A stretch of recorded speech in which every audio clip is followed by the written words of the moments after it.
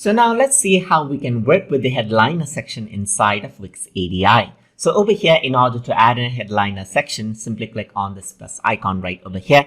And then on the left side, you'll see the headliner section right over here. So once you click on this, this is like a headline that you can display on your website.